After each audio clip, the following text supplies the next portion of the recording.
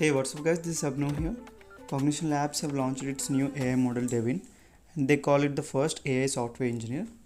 It's the new state of the art on the SWE bench coding benchmark, with 13.86% GitHub issues resolved as compared to Claude and GPT models. They claim that it has successfully passed practical engineering interviews from leading AI companies and has even completed real jobs on Upwork. It is an autonomous agent that solves engineering tasks through the use of its own shell, code editor, and web browser.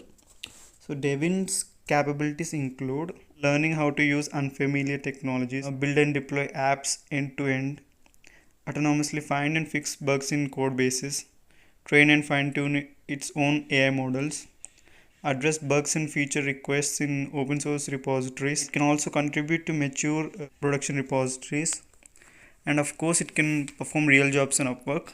So let's see how we can access Devin for our use. We have to join the waitlist by filling this Google form provided on the website. I'll link it down below. You have to specify what would you like to use Devin for, your company name, and very specific information about the first task you would give to Devin. Thanks for watching, and I'll see you guys in the next one.